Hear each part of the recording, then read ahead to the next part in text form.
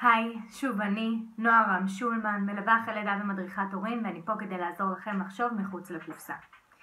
אני רוצה לחזור איתכם לפעם הזאת שהילד שלכם מאוד מאוד הרגיז אתכם, שהייתם סופר עצבנים מכל מיני סיבות, לאו דווקא סיבות שקשורות לילדים שלנו, כי עצבנו אתכם בעבודה, או מישהו עצבן אתכם על הכביש, או סתם הייתם ביום הפוך.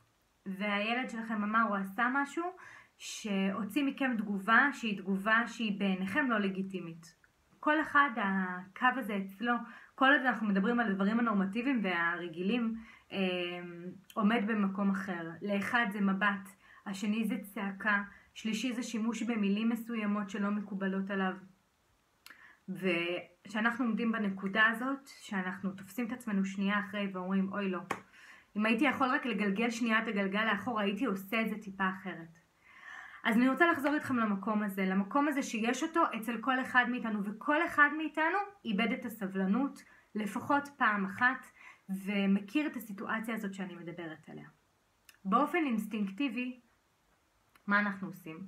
אנחנו מנסים להסביר למה התגובה שלנו הייתה במקום. בגלל שהרגזת את אמא, אז אמא צעקה. בגלל שעשית ככה וככה, אז אבא היה צריך לכעוס עליך. אנחנו מחפשים לתת לגיטימציה לעצמנו ולילד או לפעוט שלנו על המעשה שעשינו, על הצורה שבה התנהגנו. אני מזמינה אתכם בפעם הבאה שאתם עומדים בסיטואציה כזאת, והפעוט שלכם עומד ואתם רואים שהוא מבועל ומפוחד, והוא הבין שהוא עבר את הגבול, אבל הוא הבין שגם אתם עברתם את הגבול, לעצור.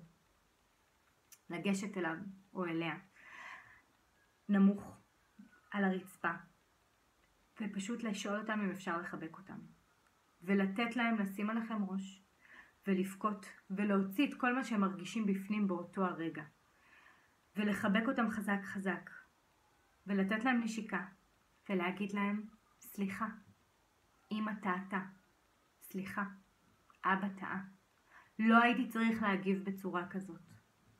בלי להסביר למה זה בסדר או למה יש לזה איזושהי הצדקה, פשוט להתנצל. הילדים שלנו לומדים מהמעשה הזה המון דברים.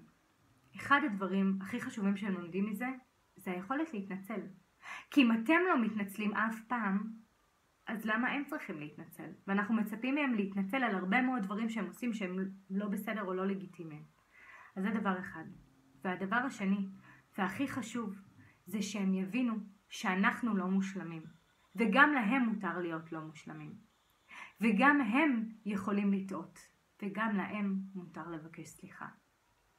אני אשמח לדעת מה אתם חושבים, ואני רוצה לאחל לכם שיהיה לכם סוף שבוע מקסים ומחוץ לקופסה, שיהיה ממש נהדר.